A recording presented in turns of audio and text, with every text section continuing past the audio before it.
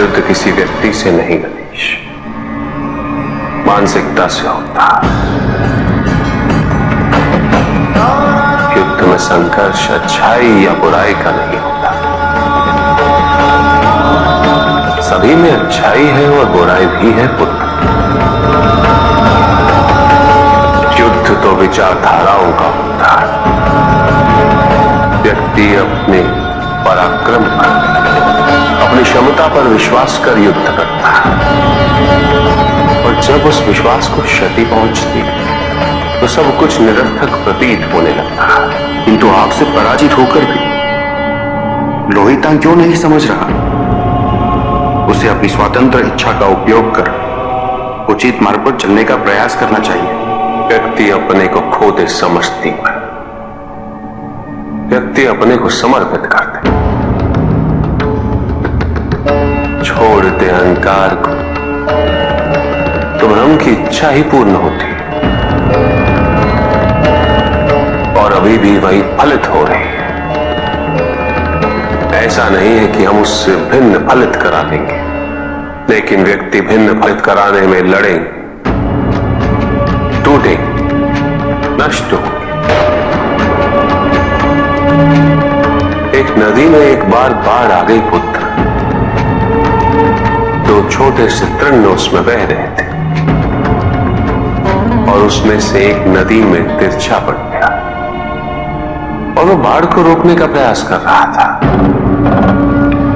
वो अत्यंत ऊंचे स्वर में कह रहा था कि नदी को आगे नहीं बढ़ने देगा। यद्यपि नदी तो बस बढ़ती ही जा रही थी। वो फिर ऊंचे स्वर में यही कह रहा था कि मैं इसे अवश्य रोकूंगा, यद्यपि रोक नहीं पा रहा था। नदी को तो उसके संघर्ष का कुछ भी पता नहीं चल रहा था, किंतु नदी को उसके होने या ना होने से क्या अंतर। उस कण के लिए तो यह अत्यंत महत्वपूर्ण था। उसका जीवन तो संकट में था, वो तो बस बहे जा रहा था। वो जहां भी पहुंचता, किंतु उसे पहुंचना तो संघर्ष करके ही था। किंतु ये बीच का क्षण, ये बीच का काल दुख, पीड़ा, द्वंद्वता का काल है। वहीं दूसरी ओर जो दूसरा तृण था, उसने अपने को समर्पित कर दिया। वो तो नदी में सीधा पड़ा हुआ था, नदी के प्रवाह के साथ साथ बहता जा रहा था, और उसे ऐसा प्रतीत हो रहा था जैसे कि वो नदी को दिशा दे रहा है,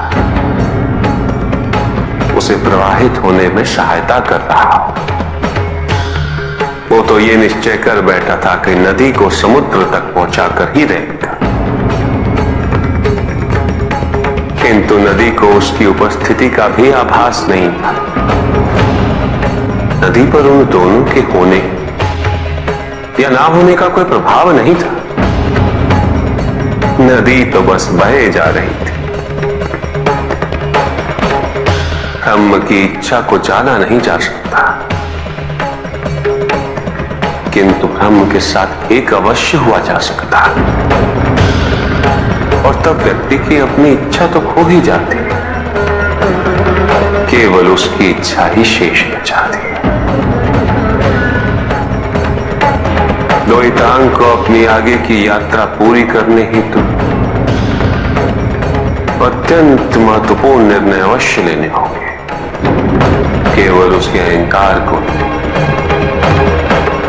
अभी तो उसके आत्मसम्मान को भी क्षति पहुंची। जहां से इस युद्ध का अंत हुआ है, वहीं से लोहितांग के अंतर युद्ध का आरंभ हुआ है, और जो भीतर पराजित होता है, उसे हर दिशा में केवल पराजय ही दिखती है।